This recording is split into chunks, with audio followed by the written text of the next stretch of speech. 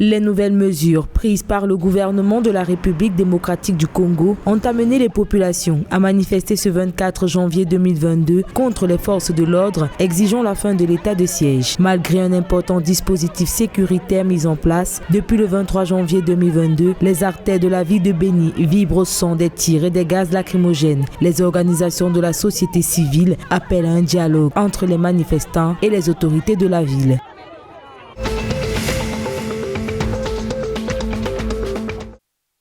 En date du 24 janvier 2022, l'Union des forces pour la démocratie et le développement UFDD a démenti toute alliance avec le Conseil militaire de transition. En effet, plusieurs orpailleurs se faisant passer pour des membres de l'UFDD essayent de se rallier au Conseil militaire. Cependant, l'UFDD dément cette information, affirmant que ce groupe ne fait pas partie de ces troupes. L'UFDD dit s'inscrit dans la logique du dialogue que les autorités de transition envisagent organiser.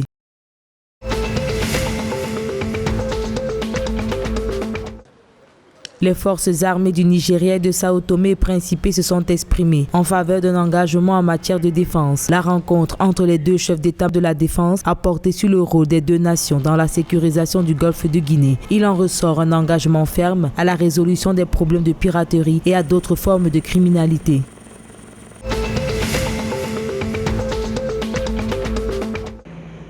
Afin de couvrir la demande nationale en ciment, la Société nouvelle des ciments du Congo va relancer ses activités dès le 31 janvier 2022. En effet, la cimenterie est en arrêt d'activité car le téléphérique est en panne et sous l'effet de la Covid-19, la commande passée pour dépanner le téléphérique tardait à arriver. Rappelons que seule la cimenterie Forcepac fonctionnait mais ne pouvait pas combler le besoin des populations.